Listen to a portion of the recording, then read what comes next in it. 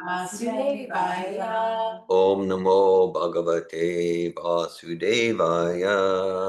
Om Namo Bhagavate Vasudevaya. Om Namo Bhagavate Vasudevaya. Om Namo Bhagavate Vasudevaya.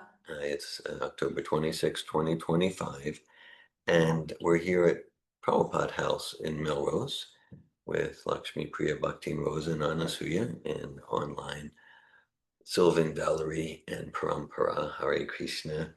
We're studying Srimad Bhagavatam, Canto 4, Chapter 28, Text 48. Narayanam namaskritya naram chaiva narottamam devim sarasvatim vyasam tatojayam udirayat. Before reciting the Srimad Bhagavatam, which is the very means of conquest, one should first offer respectful obeisances unto the personality of Godhead Narayan, to Narayan Rishi, the supermost human being, unto Mother Sarasvati, the goddess of learning, and unto Srila Vyasadeva, the author. Nashta prayeshva bhadreshu nityam bhagavata sevaya bhagavat yutamashloke bhaktir bhavati naistiki. Okay, so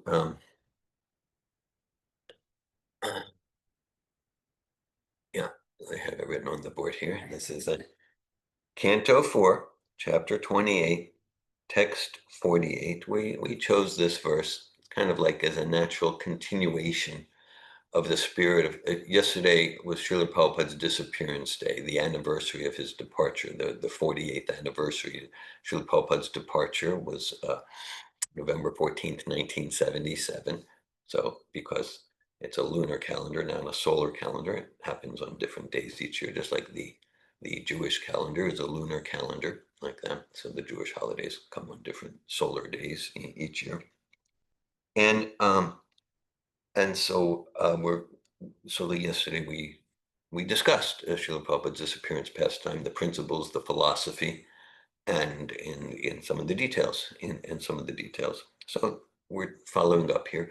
I'll mention in a few days at my home on this upcoming Thursday, October 30th, Lakshmi Priya will be leading class and discussion on a different section from the fourth canto of Srimad Bhagavatam, earlier in the fourth canto, the pastimes of Dhruva Maharaj. Okay, let's start with the Sanskrit words. Utishto tishta, Utishto Shishta.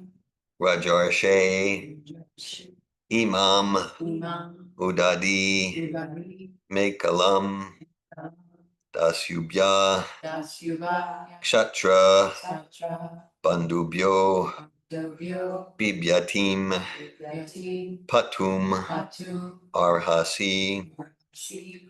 Utishto tishta Rajarshe, Imam Udadi Mekalam, Dasyubhya Kshatra Bandubhyo, Bibhyatim Patum Arhasi, Utishto tishta Rajarshe, Imam Udadi Mekalam, Dasyubhya Kshatra Bandubhyo, Bibhyatim Patum Arhasi, Utishto tishta Rajarshe, Imam Udadi Mekalam,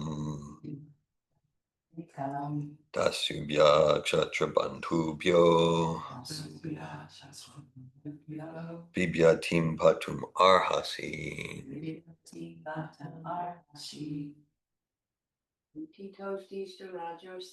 Utishto tishta Rajarshe, Imam Udadi Mekalam, Dasyubhya Kshatra Bandubhyo, Bibhyatim Patum Arhasi.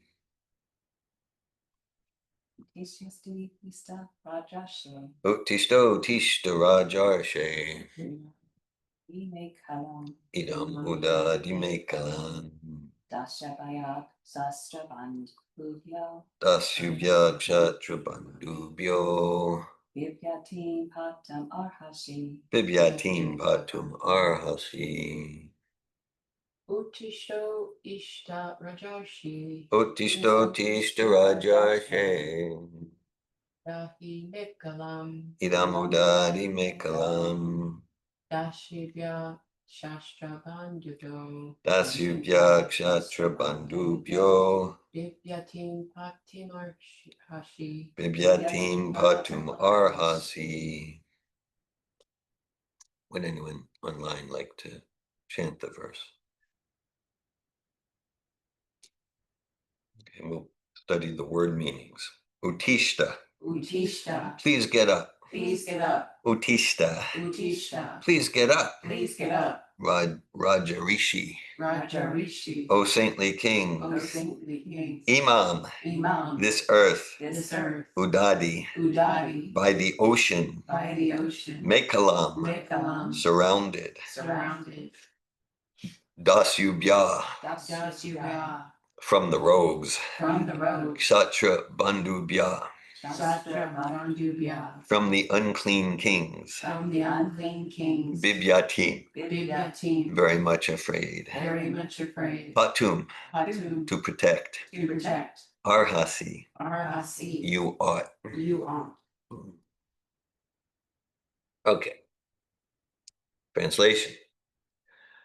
O best of kings, please get up, get up. Just see, this world is surrounded by water and infested with rogues and so-called kings. This world is very much afraid, and it is your duty to protect her. Her referring to Mother Bhumi, Mother Earth. Purport by His Divine Grace A.C. Bhaktivedanta Swami Prabhupada. Whenever an acharya comes, an acharya means one who teaches by example, one who teaches by example. Whenever an acharya comes, following the superior orders of the Supreme Personality of Godhead or his representative, he establishes the principles of religion as enunciated in Bhagavad Gita. Religion means abiding by the orders of the Supreme Personality of Godhead. Religious principles begin from the time one surrenders to the Supreme Personality of Godhead. It is the acharya's duty to spread a bona fide religious system and induce everyone to bow down before the Supreme Lord. One executes the religious principles by rendering devotional service, specifically the 9 items like hearing, chanting, and remembering. Unfortunately, when the acharya disappears, rogues and non-devotees take advantage and immediately begin to introduce unauthorized principles in the name of so-called swamis, yogis, philanthropists, welfare workers, and so on. Actually, human life is meant for executing the orders of the Supreme Lord, and this is stated in Bhagavad Gita. This is chapter 9, text 34. Manmana bhavamad bhakto madhyaji mam namaskuru mame veshyasi yuktvevam atmana mat parayana. Quote, engage your mind always in thinking of me and become my devotee. Offer obeisances and worship me, being completely absorbed in me. Surely you will come to me. The main business of human society is to think of the Supreme Personality of Godhead at all times, to become his devotees, to worship the Supreme Lord, and to bow down before him. The acharya, the authorized representative of the Supreme Lord, establishes these principles, but when he disappears, things once again become disordered. The perfect disciples of the acharya try to relieve the situation by sincerely following the instructions of the spiritual master. At the present moment, practically the entire world is afraid of rogues and non-devotees. Therefore, this Krishna consciousness movement is started to save the world from irreligious principles. Everyone should cooperate with this movement in order to bring actual peace and happiness in the world. Hare Krishna. Om Jnana-timirandasya Gyananjana Shalakaya Chaksharanmilitam Yena Tasmai Shri Gurave Namaha Shri Chaitanya Manobishtam Stapitam Yena Bhutale Svayam Kadamayam Darati Svapadantikam Bandeham Shri Guru Shri Utapadakamalam Shri Gurun Vaishnavams Cha Shri Rupam Sugrajatam Sagana Ragnatan Vitam Tam Sajivam Sadvaitam Savadutam Parijana Sahitan Krishna Chaitanya Devam Shri Radha Krishna Padan Sagana Lalita Shri Vishakanvitam Cha Hey Krishna Karuna Sindhu Dinabandhu Jagatpate Gopisha Gopika Kanta Radha Kanta Namostute Tapta Kanchana Gaurange Radhe Vrindavaneshware Vishabhanu Sute Devi Pranamami Hari Priye Panchakalpatayubhyascha Kripa Sindhu Bhyeva Cha Patitanan Pavanebhyo Vaishnavebhyo Namo Namaha Jai Shri Krishna Chaitanya Prabhu Nityananda Shri Advaita Gadadara Shri Vasadi Gaurabhakta Vrinda Hare Krishna Krishna Krishna Hare Hare Hare Rama Rama Rama Hare Hare Nama Om Vishnu Padaya Krishna Prestaya Bhutale Srimate Bhaktivedanta Swami Niti Namine Namaste Sarasvati Deve Gravani Pracharine Nirvishesha Shunyavadi Paschatya Desha Tarine Srimad Bhagavatam Chapter 4 Srimad Bhagavatam Canto 4 Chapter 28 entitled Puranjana Becomes a Woman in the Next Life. Text 48 Uttishtotishtarajarshe imam udadime kalam dasyubhya kshatra bandubhyo bibyatim patum arhasi. O best of kings, please get up, just see, this world is surrounded by water and infested with rogues and so-called kings. This world is very much afraid, and it is your duty to protect her. Hare Krishna. So yeah, the chapter's name, Puranjana Becomes a Woman in the Next Life. There's a whole lot of transgender stuff in the Bhagavatam. We can think like, oh, well, the Bhagavatam doesn't apply to today's topics and issues. There's a chapter in the Bhagavatam, chapter 10 of Canto 2, entitled Bhagavatam's the Answers to All Questions. So like all that you conceive, all that you may conceive, or that we are not able to conceive, it's in the Bhagavatam. It's in the Bhagavatam. So just now, as far as the whole context of he becomes a woman in his neck, we're probably not going to focus there today, because we're going to focus on this particular verse.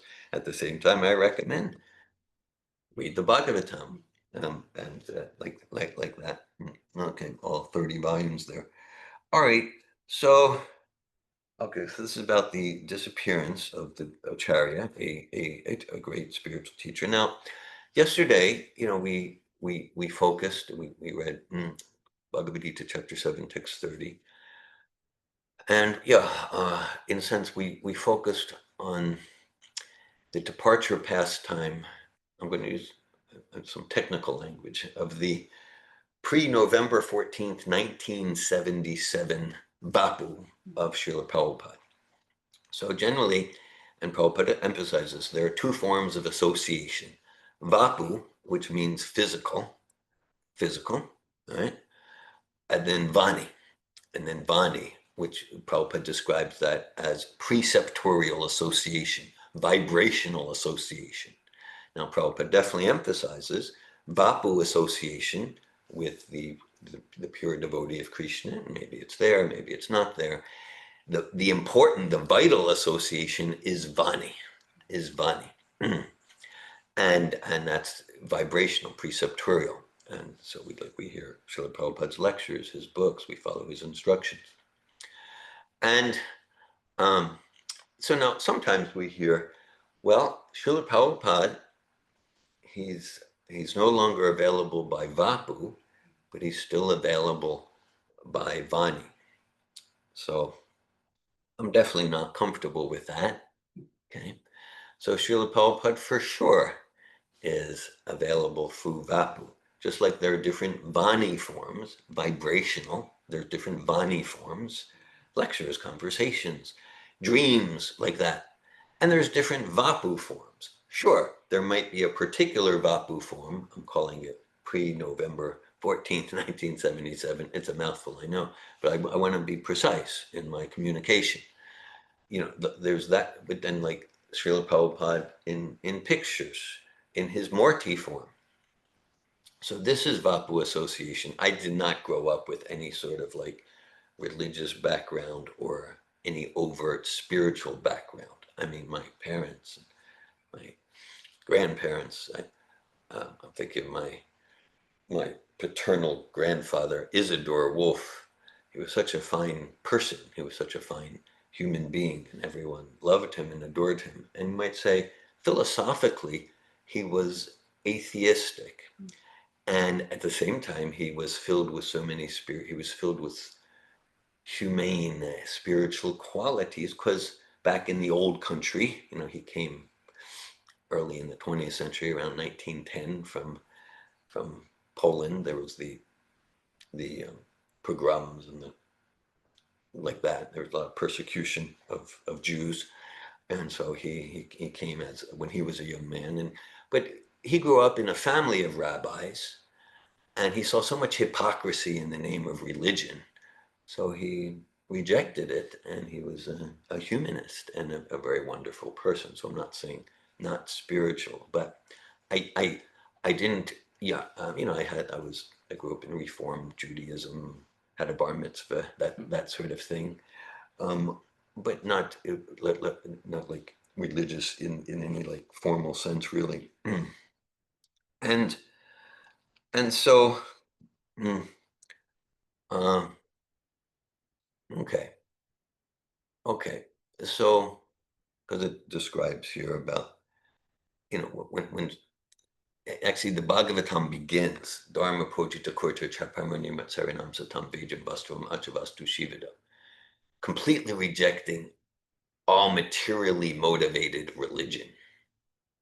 If we actually look at the word religion from the Latin roots, the actual meaning is the same as yoga. It has the word leg in it, like the leg connects us from one place to another.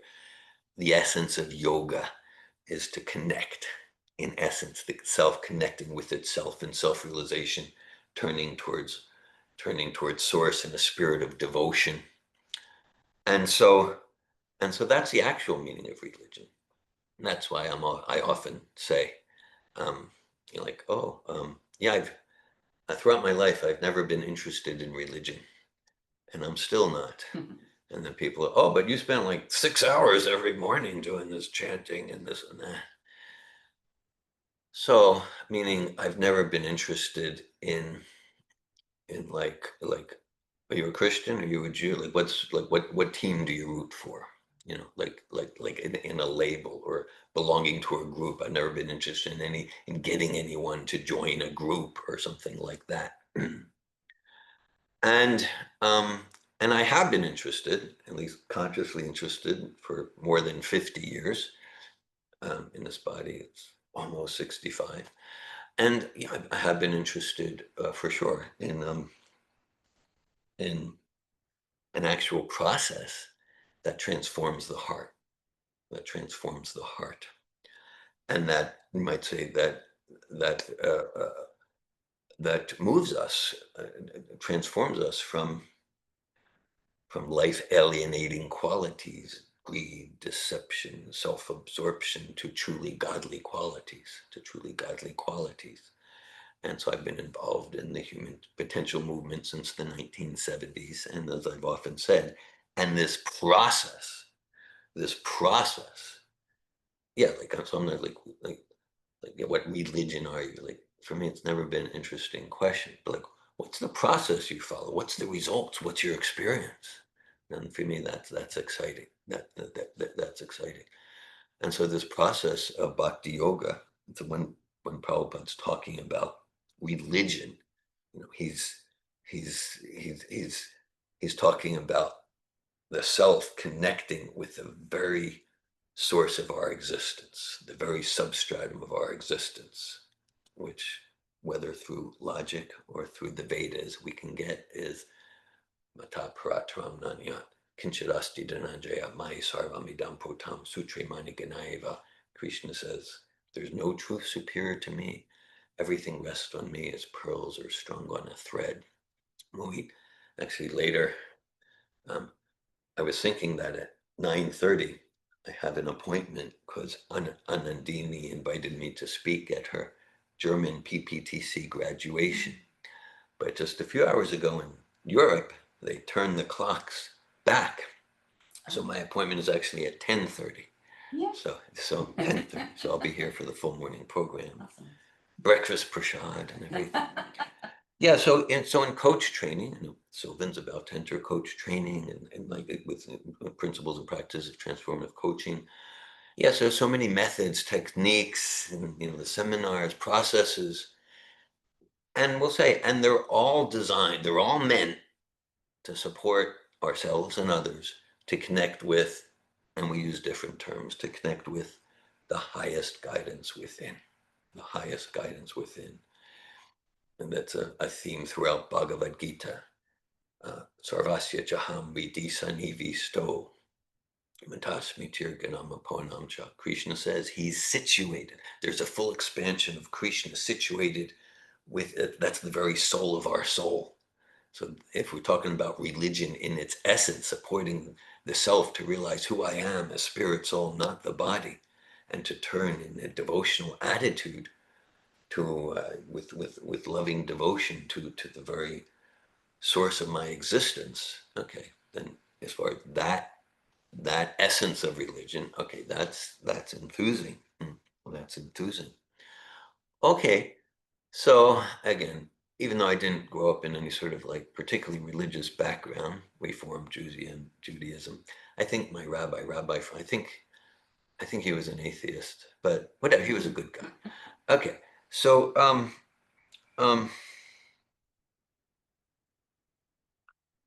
one thing I got for sure, one thing I got is like, yeah, like to not worship idols, right? To not worship idols. Okay, that's one of the basic 10 commandments. There's actually 613 commandments. We discussed this in some recent classes.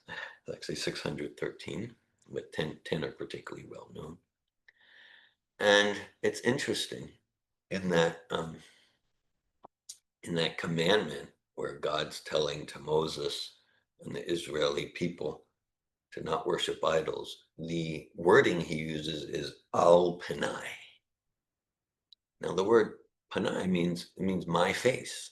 So because sometimes that commandment, don't worship idols, it's used to try to establish God has no form. Okay. But what God's actually saying there is, I have a form, I have a face. Serve that, honor that, worship that. And don't worship the golden calf, don't worship money, don't worship material bodies, don't worship some mundane political figure, etc., etc. So in the commandment that's often used to try to establish God has no form or face, God's saying, yes. So if something's truly divine, then that form and that name and those pastimes, oh, that's worthy of service and honor and bowing down. As Krishna says, engage your mind always in thinking of me and become my devotee, offer obeisances and worship me, being completely absorbed in me, surely you will come to me. Now, if there's something, because that, and Prabhupada talks about this a lot, right? So for the pure devotee, Jesus or Srila Prabhupada, for the pure devotee of God, of Krishna, just like their name is non-different from the person, the form is non-different from the person. And if there's any material contamination, then okay, then and we're worshiping that's idol worship. That's idol worship. So if Prabhupada's not present in Morti form, in picture form, or the different acharyas, okay, then that's idol worship. And even as like growing up without religion or spirituality, even I know not to do that. So Srila Prabhupada did not give us a system of idol worship. So Prabhupada is present in his Vapu form and his Vani form. As far as the altar that Srila Prabhupada gave us,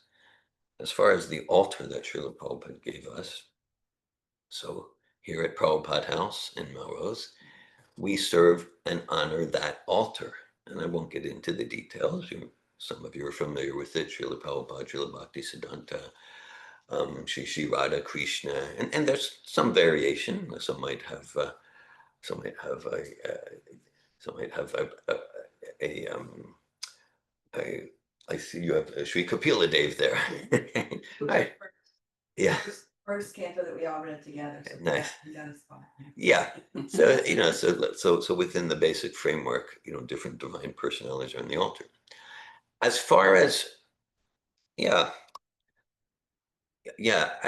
as far as instructions that Prabhupada gave to add pictures of let's call it successor teachers on the altar. It's like a pop quiz. What are the instructions that Prabhupada gave about that? Successor? Yeah, like other pictures on the altar. Yeah, you got it right. It was a trick question. Yeah. So to add pictures of like this guru and that guru, Prabhupada didn't give any instructions to do that. Okay, and then we say our pranam mantras. Nama Om Vishnu Padaya Krishna Prestaya Bhutale Srimate Bhakti Vedanta Swamin Iti Namine Namaste Sarasvati Deve Gauravani Pracharine Nirvishesha Shunyavadi Paschatya Desha Tarine. Yes. Yes. So, and I'll assert for those endeavoring to practice bhakti yoga through following Srila Prabhupada. After the Hare Krishna Maha Mantra, those pranam mantras are the most important mantras. And okay, so as far as adding pranam mantras for others, other than the pranam mantras Prabhupada gave us, what instructions did Prabhupada give for adding pranam mantras? You get the program here. Okay. So he didn't give any. He didn't give any. So all right. So yesterday,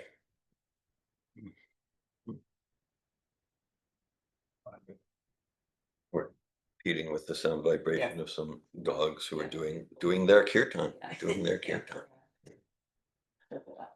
So okay. So yesterday we focused on the attempt. I'll use the attempt to assassinate Prabhupada's Vani. No, the attempt to assassinate Prabhupada's Vapu. Okay. The attempt to murder Prabhupada through cadmium poisoning. And Srila Prabhupada was very aware of it. He said many times, I'm being poisoned. And he was talking about murder by poison.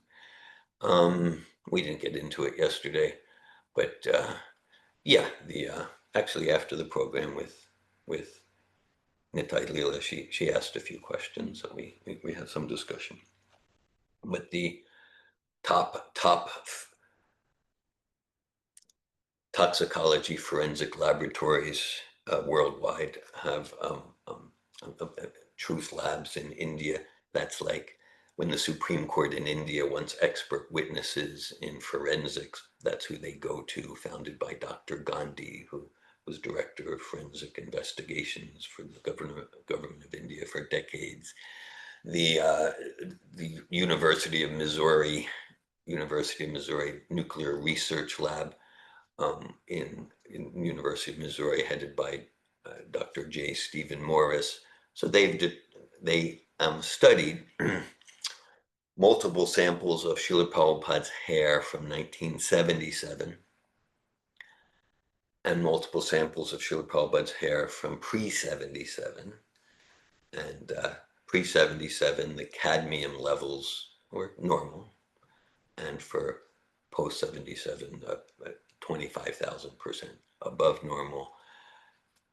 Top world level, world class forensic audiologist, audio forensics have clearly determined that there in November 77, in the background of those conversations, there are some caregivers for Srila Prabhupada saying things like, is the poison in the milk?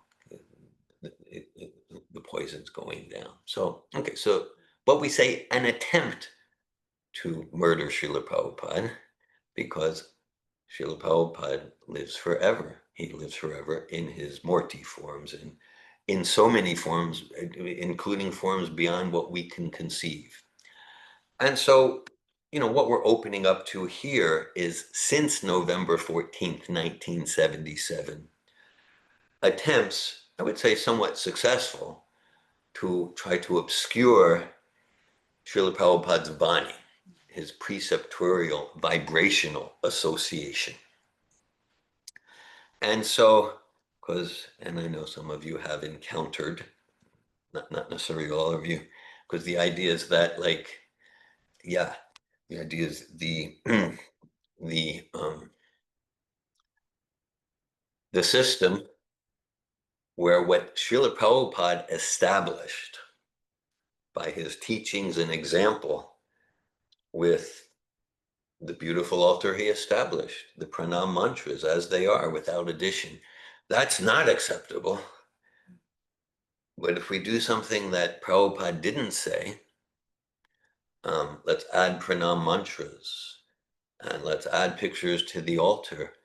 No, that's the only way. That's the only way that's bona fide. So these are just some of the examples. Okay. So we establish Srila Prabhupada continues, because Srila Prabhupada established a system where he is the current direct living link to the disciplic succession. And through his representatives, he carries out different formal aspects of the process of initiation. The essence of initiation, Prabhupada gets to that here. The essence of the process of initiation, like Srila Prabhupada gives his own personal example. He said in 1922, maybe some of you are familiar with this pastime of Prabhupada. Srila Prabhupada, he was a college student at Scottish Church's College in Calcutta. And Srila Prabhupada, his father, Gaur Mohan Dey, and his mother, Rajan, they were pure devotees of Krishna. At the same time, his father was so liberal and accommodating. His father would invite some swamis, yogis like that. And Prabhupada would see so much going on in the name of bhakti and swamis and yogis. These are just cheaters. These are frauds. This is deceptive. He could see that from childhood. So he was really cynical. He was a devotee of Lord Chaitanya, for sure. So then Prabhupada had a friend. Prabhupada had a friend named Narendranath Mulik. And the friend said, oh, there's this Swami giving a talk there someplace in Calcutta, at the Gaudiya Math in Calcutta. And Prabhupada was like, I don't trust these Swamis. I'm not into it. No.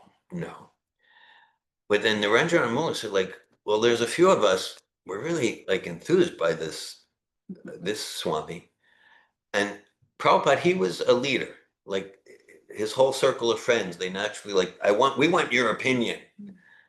So Prabhupada would say, and ladies said, so Narendranath dragged me there. He said, Narendranath dragged me there. And they went up. And then there was Srila Bhakti Siddhanta Saraswati at that Gaudiya Math in Calcutta. So Prabhupada, even though he was skeptical or even cynical, it was the customary, he offered obeisances. And then as Prabhupada recounted later, he said, before he could get up from offering obeisances, Srila Bhakti Siddhanta spoke to him and gave him his life mission. You would think he would have said hello first. Hello, how you doing? Or something. No. So before he could get up from offering obeisances, Bhakti Siddhanta told him, you too, you are young, educated, intelligent people. You should dedicate your lives to spread the movement of Lord Chaitanya's Sankirtan movement. So again, so like Prabhupada, like, yeah, it was just like, I, uh, so then Prabhupada would say, he said, and then he argued with him. He argued with him. He's like, well, who's going to care about the Sankirtan movement? India is a dependent country. It's subjugated by the British. So, because Prabhupada was a follower of Gandhi at the time. He was a follower of Gandhi. And then Bhaktisiddhanta emphasized, look, this bhakti movement, this is transcendental to any political considerations. So later, Prabhupada would say, I argued with Bhaktisiddhanta and I was happily defeated. I was happily defeated. And then also in later years, when Prabhupada would say that when he walked out of the lecture, the meeting with Bhaktisiddhanta, he turned to Narendranath, his friend Narendranath Mullik, and he said, the mission of Sri Chaitanya Mahaprabhu is in good hands, is in good hands. So Prabhupada would say that at that moment, he accepted the mission of Bhaktisiddhanta as life and soul. And Prabhupada say that was the real initiation. As far as formal initiation, that happened 11 years later in 1933, but the essence of initiation, accepting as our life and soul. And then Prabhupada, because a part of him, he wanted to immediately come to the West, but he was already married with children and he was developing businesses and pharmacy. And so, of course, the history plays out. 43 years later, he sails on the Jaladuta. But in his heart and soul, he said that was the real initiation. So that's the essence of initiation. So that's what Prabhupada refers to here. That, yeah. Okay, so the Acharya, the authorized representative of the Supreme Lord, establishes these principles, but when he disappears, things once again become disordered. The perfect disciples of the Acharya try to relieve the situation by sincerely following the instructions of the spiritual master. So Prabhupada, gave us an altar. He gave us a sadhana, and so that's quite a heavy term. The perfect disciples. Well, perfect disciple. Well, okay, perfect disciple. We can think like one of Prabhupada's books is called The Path of Perfection. Okay. So just like if one, like, yeah, my goal is bhakti, love of God. That's the path of perfection. I mean, like, so we're on the path of perfection, like that. To whatever extent we're embracing the path. Like if our ultimate goal is material success, okay, that's not the path of perfection. Like that. Of course, in doing bhakti, there could be material struggle, material success. Okay. So we can be on the path of perfection, the path of moving towards being perfect followers of Srila Prabhupada through following him and being alert to not be misguided, misinformed, and misled. That's a theme here, right? He said, upon the disappearance of the Acharya, that when the Acharya disappears, rogues and non-devotees take advantage and immediately begin to introduce unauthorized principles in the name of so-called swamis, yogis, etc. I mean, this is actually, there's someone in the sannyas ashram, and I'm fond of him. Had a little while ago, we were a few months ago, maybe a year, we were in some correspondence about Srila Prabhupada being 100% fully available to be the current direct living link to the Parampara for anyone who sincerely, not pretentiously, who sincerely accepts, follows, and serves him in that capacity. And when we say Prabhupada's fully available, that's a system Prabhupada set up, right? And then his sincere followers, this is an important point, because when we say Prabhupada's fully available to be the guru and with the capital T. And in my life, I am endeavoring to be a guru, and you're all gurus. Just if we demystify it, guru means teacher, right? And my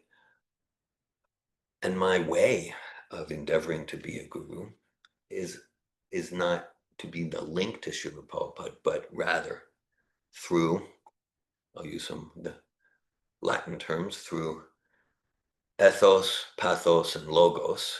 Ethos through character, pathos, empathy, and logos, that my life and words are aligned with the Siddhanta, the philosophy, the teachings of Srila Prabhupada.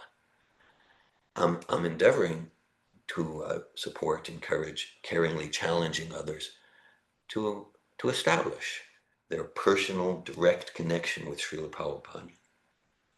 And I endeavor, at least for this lifetime, to continue to support and encourage, hopefully by my example with ethos, logos, ethos, pathos, logos in that order. Because even if we have the logos, if our character and empathy is lacking, as the saying goes, your actions speak so loud, I can't hear what you're saying. Okay. So, yeah. So this kind of sometimes, oh, but you need a living guru. Okay. If we study everything Srila Prabhupada wrote and said about living guru, what do we find? Nothing. But, so therefore, those who are using this term hundreds and thousands of times, perhaps their paradigm is not Prabhupada's paradigm, so they're not on the path of being a perfect follower of Prabhupada because it's deviant, or if they're questionably adding pranam mantras. Either I can say for sure there are pranam mantras in certain places in the name of Prabhupada, pranam mantras and pictures on the altar of persons who are known, who have even admitted to committed egregious crimes against children. Okay, but he goes, oh, but my guru is a pure devotee. What worse stuff is Prabhupada's 100% available, and of course we're all meant we're all meant to accept responsibility, to accept the weight of responsibility, to take some Prabhupada's anxiety. Here's a wonderful picture of Srila Bhaktivinoda Thakur here at Prabhupada House. Bhaktivinoda Thakur said, anxieties undertaken in your service I regard as the source of my greatest ecstasy. He's talking to Krishna. So we're endeavoring to relieve the burden of Srila Bhaktivinoda Thakur and Srila Prabhupada, to encourage people to adopt this process of bhakti and to relieve themselves of the cycle of birth and death and the misery and suffering that comes from that. And so, Yari Dekatare Ka Krishna Upadesh Amaragai Guru Hanatare Edesh. So sometimes we've seen someone might have maybe their so-called living guru, but I mean, I'm talking somewhat tongue-in-cheek. At the same time, let's let it land how offensive that is. Oh, Prabhupada can't be a guru, you need a living guru. What's the implication? Prabhupada's dead. I mean, not really, but yeah. Okay. So yeah, Prabhupada's completely available, 100%. And we're meant to be gurus. And my way of being a guru is not to be the link to Prabhupada, but sometimes, I shared this, I think, in a recent Bhagavad Gita course class. Sometimes I'm spending 12, 15 hours per day in-person correspondence supporting people to understand the supporting sincere persons to grasp the distinctions of the philosophy, challenging their belief systems, and giving guidance, coaching, whatever we want to call it. Actually, Srila Bhakti Siddhanta Saraswati, Srila Prabhupada's spiritual master, back in the 1930s, he said, personal coaching is generally more effective than the lecture format. I guess because myself, I didn't really start using the term coaching till 2004. So Bhakti Siddhanta was saying personal coaching, 1930s, even 1920s, he was saying that. Very interesting. And so I'm endeavoring to be what they would call a living guru, but living guru or living spiritual master is clearly implying or just asserting Prabhupada's dead. So related to our conversations yesterday night, when Prabhupada, when one of Prabhupada's so-called caregivers said, this is suicide, Srila Prabhupada. And Prabhupada said, because he was saying to go on the parikram with the bullock carts, that's suicide, Prabhupada. And Prabhupada said, staying here is also suicide. And then the caregiver said, no, you have to choose which suicide. So we read it, yes, it's all transcribed and recorded. Now you have to choose which suicide. And then Prabhupada responded brilliantly, the Ravana will kill or the Ram will kill. Better to be killed by Ram, eh?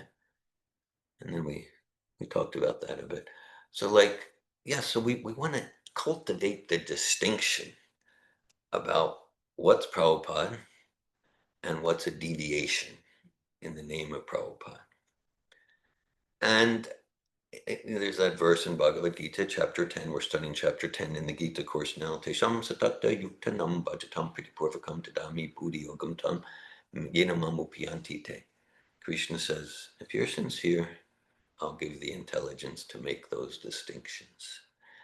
And so for sure, there could be a healthy phase of discovery. I heard this and that. Okay. As I think all of you have experience. I'm available for any questions. And yeah, so we're all meant to be gurus, just to demystify, just teachers, to cultivate realization, study, practice, get realization, share. And so this Prabhupada is the current direct living link. It's not meant to be an excuse to so it's just between you and Prabhupada, I don't care. No, we're meant to care deeply and to show that through ethos, pathos, and logos. I mentioned about the sannyasi. So I got into a correspondence with him. He was trying to establish Prabhupada's no longer available, like that. And he quoted, he had about 9 or 10 quotes from Prabhupada. So I didn't even need to check. Just by reading the quotes, I knew Prabhupada didn't say that. That's one thing, but you're taking it out of context. Okay, that's a discussion. But no, it's not Prabhupada's wording, it's not his style, it's not his philosophy. But even though I didn't need to check, okay, I did a check like that. And I found out that it was 8 out of 9, all except 1, is just made up stuff. But putting Prabhupada's name on it, which is really, really, really increasingly common. That's why I'm encouraging people. Hear from Prabhupada directly. No, but I heard that. So anyhow, so I pointed out, and then the one thing that was actually what Prabhupada said was way, way, way twisted and taken out of context. So I pointed this out to the Maharaj. And the Maharaj responded, but I got it from ChatGPT.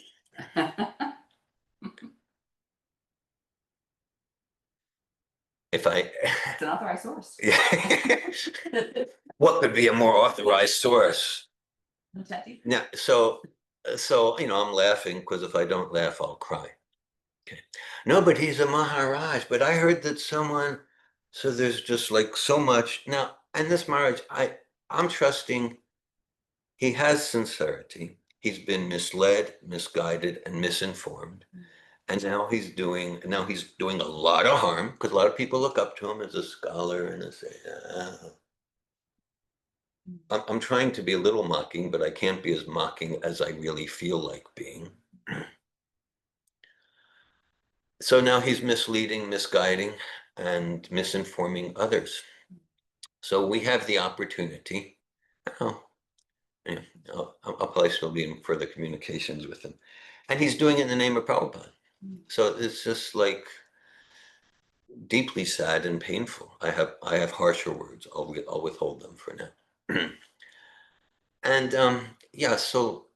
so we have the opportunity to at least be on the path of perfection and be sincere about understanding Prabhupada as he is, and to whatever extent we've adopted Prabhupada's mission as our own to represent him without misguiding, misleading, and and misinforming others.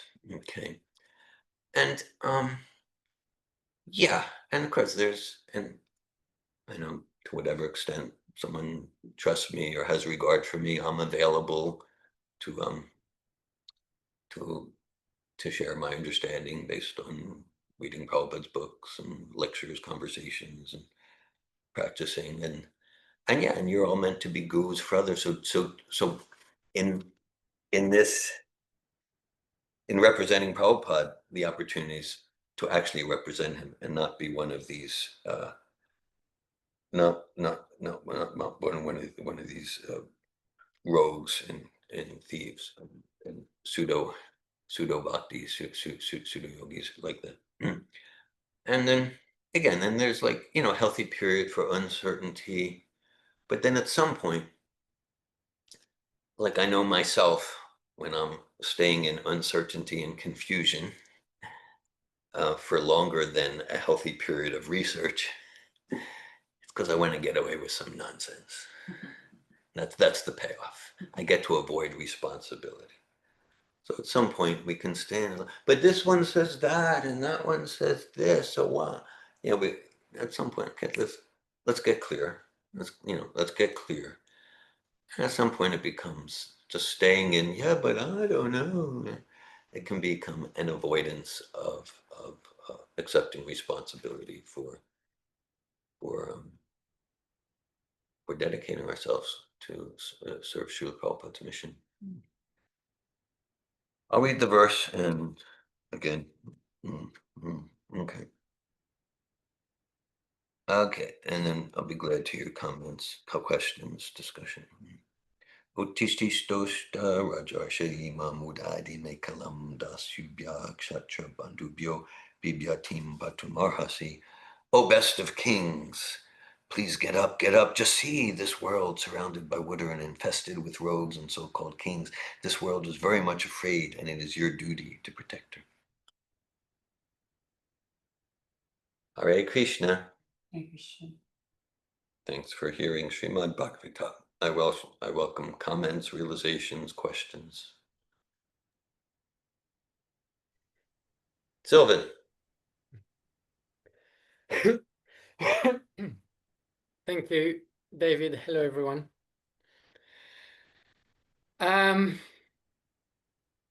So just quickly, I've been sent a few documents, videos recently, and I was quite surprised by how engaged I was. One was a 90-minute interview by Srila Prabhupada's private secretary. I can't remember his name. Some American carpenter. Okay. And only this morning I listened to Srila Prabhupada talking about working like a hog. I don't know, another Like a dog, ass, camel, pig. Yeah. Yes, and he was saying that how to become a hog even in Vrindavan. Mm-hmm. Yeah. Anyway, just to let you know where I'm coming from, and I got some inspiration with that. So the level of challenge with which I'm coming from is somewhat different, or different quality. So you're mentioning this chap who is inspiring lots of people and sending the wrong message and getting information from chat GPT. And chances are he is himself sincere in his research and in his yeah. And so yeah, it's ignorant, yes, but it's not malevolent necessarily. Oh, You became frozen. yes. Yeah. You became frozen for a few moments. I'll turn my video off so that I don't freeze. Okay.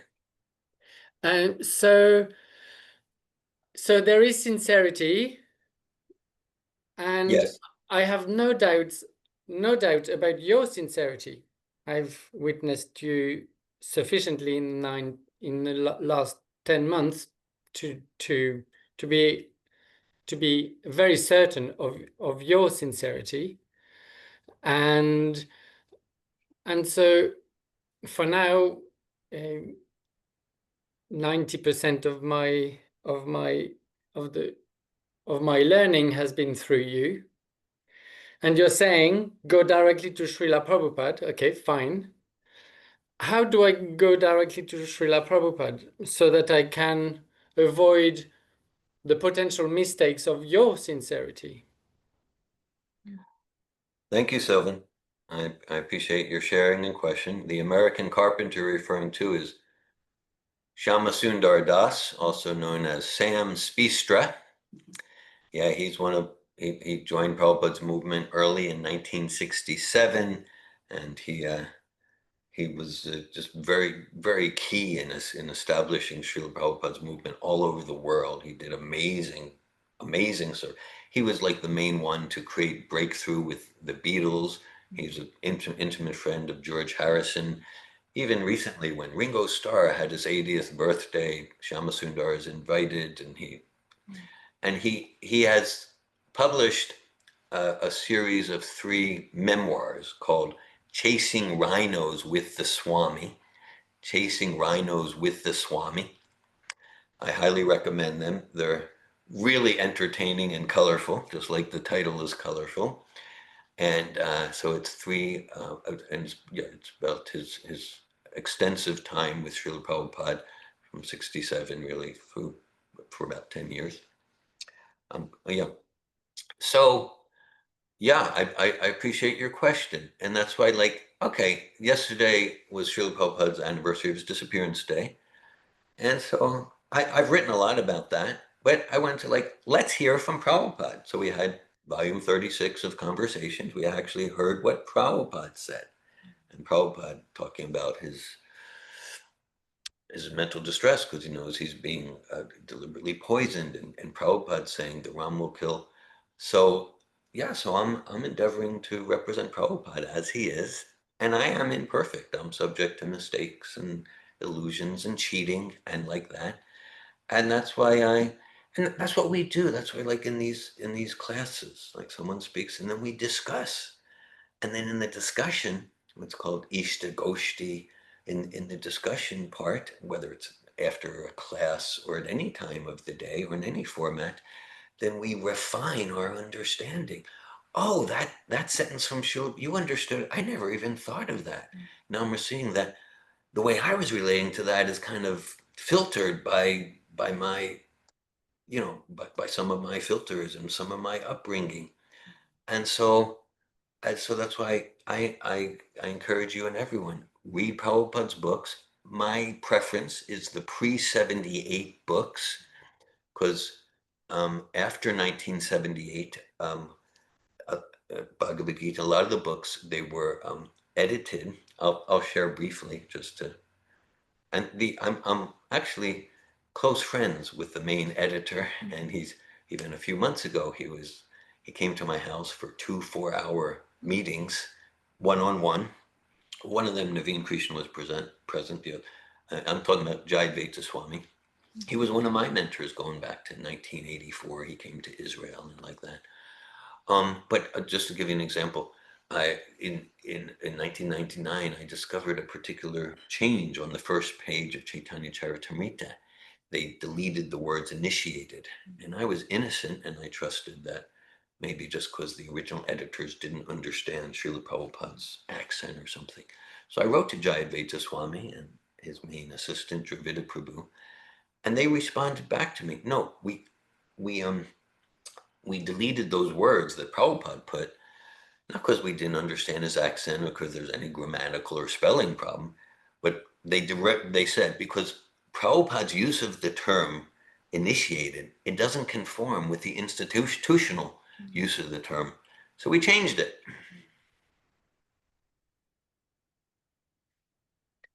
I thought maybe I was holding the paper upside down. So I can't. Now, here's the thing, like, if anyone has some philosophy they want to present, they can write books. It's fine. But to like change Prabhupada's philosophy and then and then put your own philosophy there and then still put Prabhupada's name on it, that's clearly unprofessional and unethical. And they're doing a lot of that. So my preference is the pre-78 books. Hear Prabhupada's lecture, sounds like you're doing that. Now, here's the thing. I've also listened to a lot of testimonial videos and memories. Sweet, sweet, sweet. And we want to use our discretion. We want to, because I can tell you that some of the testimonial videos, I'm like, I believe 20% of this on a good day. Some of the testimonial videos, like I feel this is right aligned. So wherever we go, let's use our intelligent discretion. When I went wherever I go, whatever book I read, I mean, in social science and personal growth, to endeavor to receive it, process it through the pure lenses of Srila Prabhupada. So hear Prabhupada's lectures directly. Read his books, hear his lectures, and follow the process he's given. And then you'll have a direct experience of Prabhupada. And then I'm eager to learn from you and to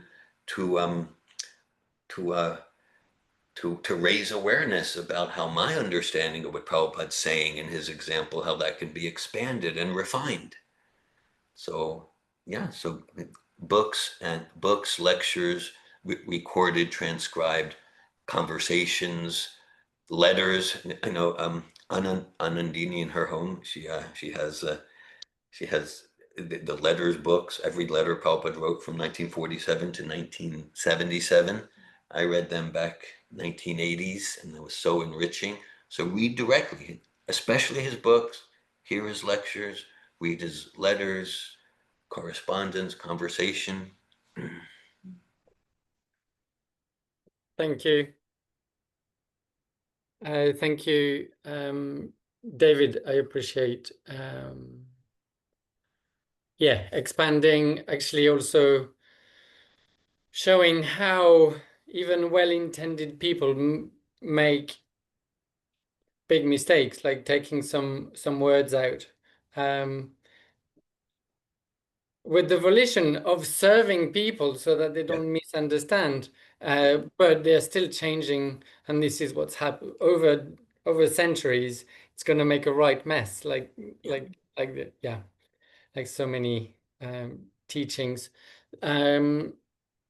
So yeah, it is supporting my trust in you directly, and also I got my answer. Books, lectures, letters, transcribed conversations. Thank you. Thank you, Sylvan. I appreciate the conversation. Yeah, and in this, I'm feeling really fortunate because, like, if we think of pure devotees of God, Saint Teresa of Avila, I've read a lot of her books. Jesus, and okay, like that. Moses, okay, but compared to any of them, direct vibration from Srila Prabhupada is like millions of times more available. Okay, so like, yeah, and like, we don't have recordings of Jesus. We don't have videos of Saint Teresa of Avila. But Prabhupada, there's so much documentation. There's so much document direct, his lectures, his books, and again, the pre-78 books and like that, and his thousands of letters. Actually, I'm in the process of reading letters from Saint Teresa of Avila. It's wonderful, like that. But there's just Prabhupada is like the pure devotee of God, is so fully documented. So I use this in the positive. Let's fully take advantage of that, and in that way support each other in sharing our realizations and in supporting each other to understand Prabhupada more and more deeply. Thank you, Sylvia.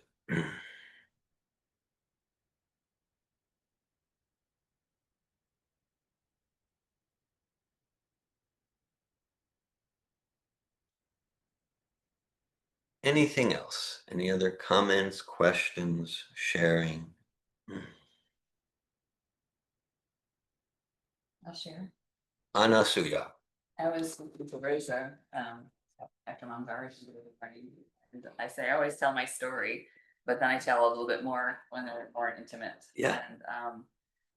And I just feel so grateful, for you as my spiritual teacher, because we had the conversation like what came first, Sapatov or Bhakti, and For you, it was bhakti. it was Bhakti, Yeah. but I came Yeah. to a program that I thought was a Christmas program because it was in December, and it's got to be celebrating Jesus, Yeah. and it's got to be. And I didn't know what I'd gotten myself into, and I was like, but I didn't leave. Yeah. And the person who invited me didn't come until much later in the program. Yeah.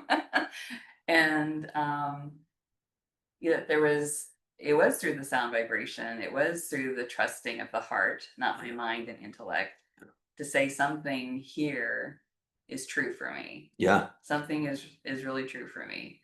Yeah, even And- though it maybe didn't align with the externals of your upbringing and things like that, but in Yes. your heart, you know, like there's something true here. Yes. And it was even more resonating when Mother Melanie led the kirtan at the closing. Yeah. And it was a nice big circle, and I was the last to lead, and it just I couldn't deny it. I just couldn't deny it. And what I was sharing with Bhakti and Rosa was my parents, my father was Lutheran, my mother is Catholic. When they had the children, it was decided the children would be raised in the Catholic faith. And so my mother did her duty. And when we were 18, she said, okay, Yeah. do as you wish. Yeah, make your choices. I'm not going back to church. Yeah. I choose not to go back to church. Yeah. She was getting into the new age thing, and she was doing her own spirituality, and she was not interested in church anymore. So my brother and I, we didn't go to church. Yeah. I didn't think of God again until I went to your program. In 2014. Yeah. Yeah. I mean, think about the span between Yeah. that age and when I was early 50s. Decades. Decades went by without any relationship. And what a contrast. What a contrast. And the other part that I really love is that it was a home program. Yeah, at home. It wasn't going to a temple. Yeah. I feel really uncomfortable in the temple. Yeah. I feel much more attuned, having intimate conversations, having an opportunity to ask what does Srila Prabhupada mean.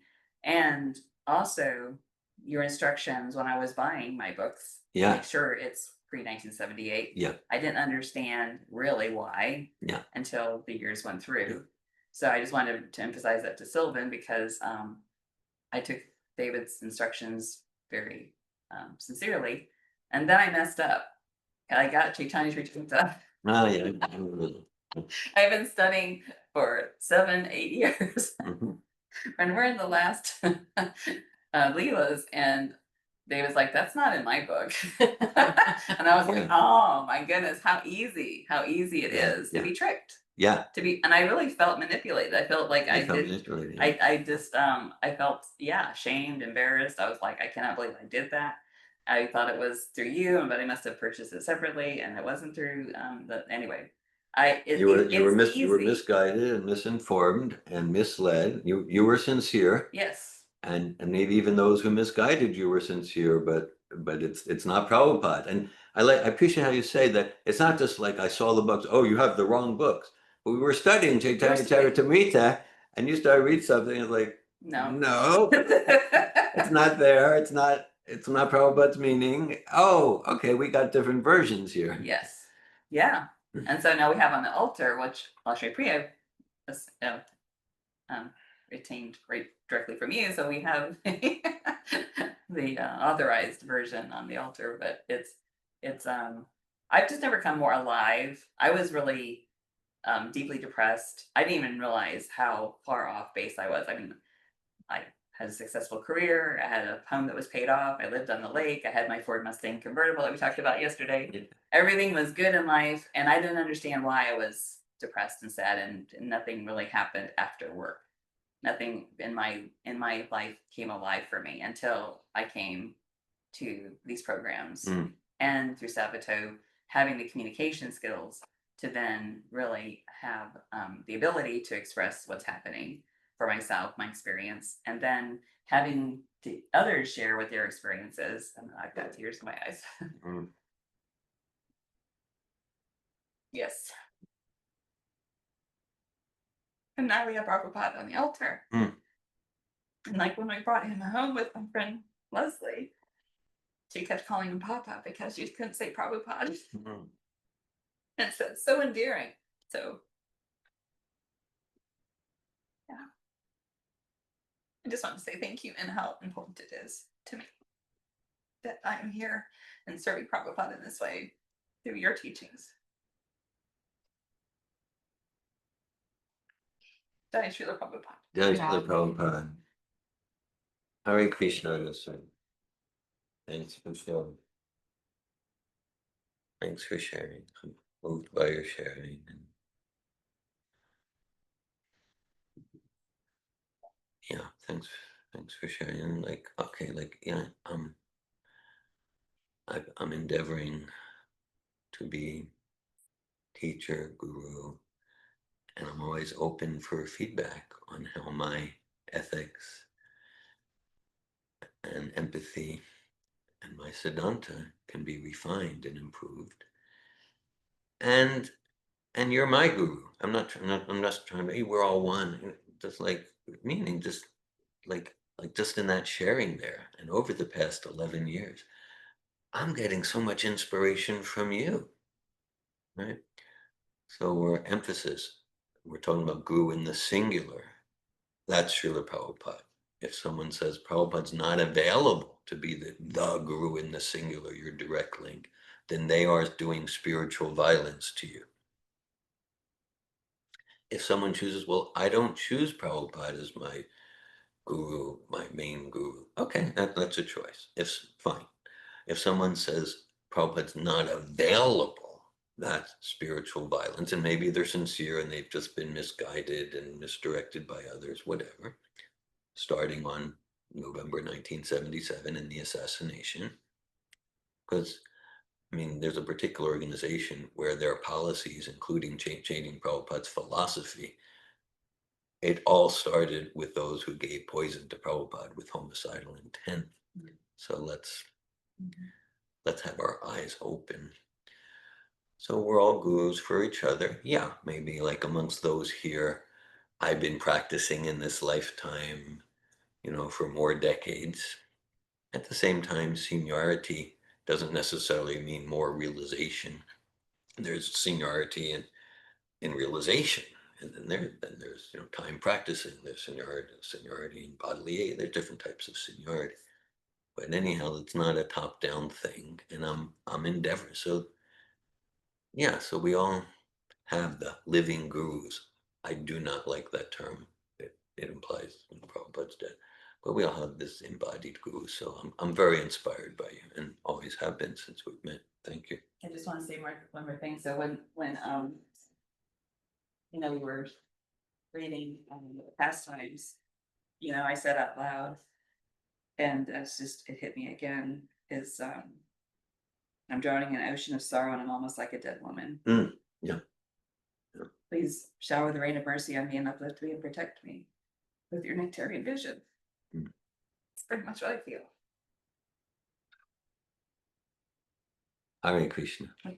Thanks for sharing. Thank you, Dhira and Asuya. I appreciate your sharing and your vulnerability and how touched you are. Thank you for sharing that. Thank you, Sylvan. All right. I'm good to extend a few more minutes. Bhakti Rosa. So thank you so much for your sharing. And I'm remembering a little bit about the conversation. I've been sharing, this is Damodar month, right? Yeah. And I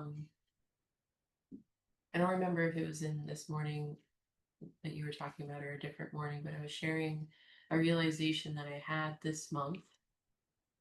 So last year, the same month, I was taking my first advanced seminar, right? Didn't know much from anything else then, but I was curious. And I remember a few years ago when I came to my first Bhakti program here at Prabhupada House, right? I was invited, I knew nothing about Bhagavad Gita, I knew nothing about anything. It was so full of philosophy. And anyway, before I left, Lakshmi Priya gave me like beads and a bead bag, and then the Bhagavad Gita. And then David gave me his book, Relationships at Work. And it was part of the conversation that, yeah, this is actually, researched from the Bhagavad Gita. Yeah. And, Bhagavad Gita is actually really about relationships. And at the time, really enjoying philosophy, I thought, okay, like speculatively in a roundabout way, philosophy is about how to live. So I'm sure it's like probably about relationships in a weird, you could speculate that. But this year and this month, I learned from the past times and from reading like Damadas could come and at the heart of bhakti, it is about intimate, close relationship. And what does it mean? Yeah. And so I feel very endeared and I feel very moved and touched with this practice that I'm endeavoring to deepen my practice, to deepen my realization, my relationship myself with God and with others. I find it very heartening. And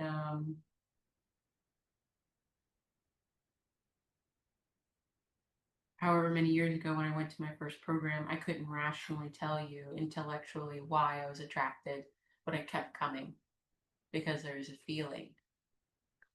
So that's it, Krishna. Thanks for sharing, Bhakti Margo. Thank you.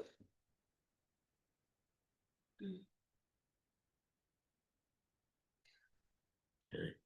I'm deeply inspired here in our morning program. Thanks for your association. Thanks for the conversation.